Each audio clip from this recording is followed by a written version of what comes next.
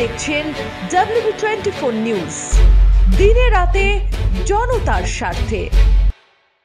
ছোট ভাইয়ের হাতে প্রচন্ড মার খেয়ে গুরুতর জখম দাদার মৃত্যু ঘটেছে বলে অভিযোগ। প্রশাসনের উপস্থিতিতে আজ কবরস্থ করা হলো ছোট ভাই সাইফুদ্দিন মোল্লার হাতে মার খেয়ে গতকাল পরলোক গমন করা সালাউদ্দিন মোল্লার দেহ।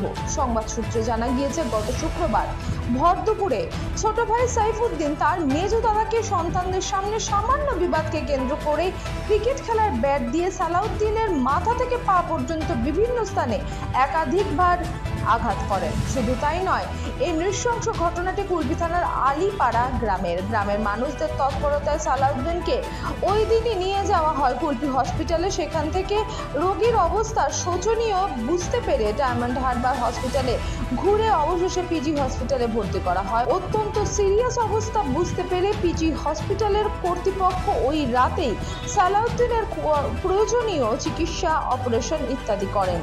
তবুও তাকে বাঁচানো যায়নি। অবশেষে গতকাল 29 এপ্রিল সকালে শেষ নিঃশ্বাস ত্যাগ করেন তিনি। এলাকায় শোকের ছায়া নেমে এসেছে। স্থানীয় কুলপি থানায় ঘটনাটি ঘটার কিছুক্ষণ পরে অবশেষে ঘাতক সাইফুদ্দিন মোল্লাকে গ্রেপ্তার করে। পরে তাকে ডায়মন্ড হারবার আদালতে পাঠালে আদালত জেল হেফাজতের নির্দেশ দেন।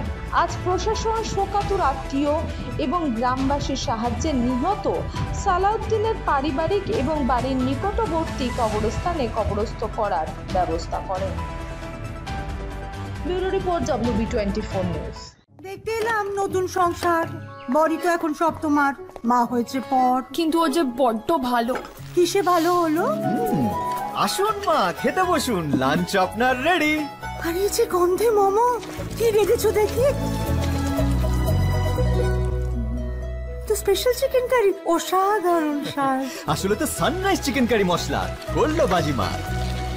আশীর্বাদ নিও। সানরাইজ চিকেন কারি মশলা, যোগ যোগ জিও। আমাদের খবর যদি আপনাদের ভালো লেগে থাকে তাহলে এখনই আমাদের চ্যানেলটি সাবস্ক্রাইব করুন এবং নোটিফিকেশন পেতে বেল আইকনটি প্রেস করুন।